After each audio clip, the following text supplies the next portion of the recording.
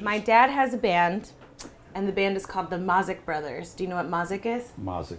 That's a Yiddish word. Mazik. I know mazel. I don't know mazik. Mazik is like a naughty child.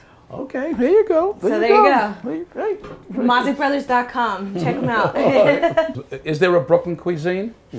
I think it's a mix of so many ethnic groups, but traditional Brooklyn cuisine would certainly be delicatessen, southern style Italian food, soul food. That would be more or less traditional.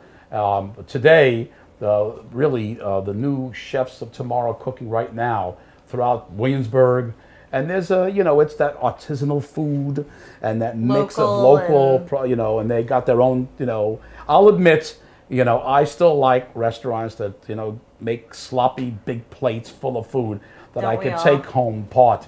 So I'll admit that I'm not exactly what you would call a gourmand, but having said that, they're creating the new energy, the new way of cooking. Well, when I was a boy, I used to work at a luncheonette, and my specialties were egg creams, lime rickeys, and malteds, and fraps. Ooh, fraps. But nonetheless, the egg creams, there are very few places that have egg creams anymore. You got to tell me, what type of seltzer water do you have? We have two different options for you. We have Schweppes. Okay. And we have Uh-oh.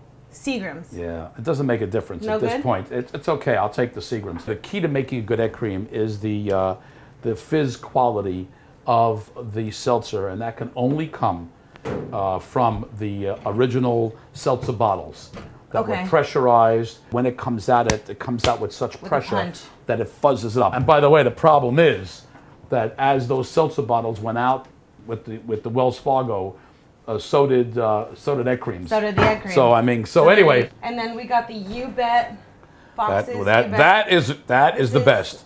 Cannot make egg creams without that. You can order this online. Egg creams will always be Brooklyn, and Brooklyn define egg creams. And while the drink is somewhat less popular now, nonetheless, for many Brooklynites that are my age and older, it'll always be part of our life. And there are some restaurants that have brought it back, or have put their own approach on it, and Tom's on Washington Avenue is one of them.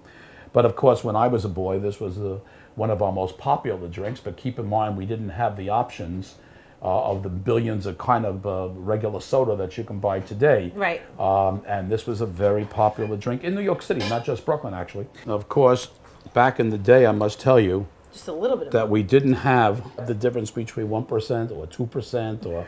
So with making this, we're cutting new ground here. And it's low calorie because it's 1% milk. 1% milk. And the chocolate syrup doesn't have that many. We use a very little bit of chocolate syrup. What I like about it is it's not like super chocolatey. It's like refreshing, and then there's just a little chocolate at the end. Right. Now, I must tell you that in the last number of years, there are variations of this. You could put a little brandy. Some people add a little brandy. Hey. Or you can add a strawberry. You can do a whipped cream, but for me, I'm a traditionalist.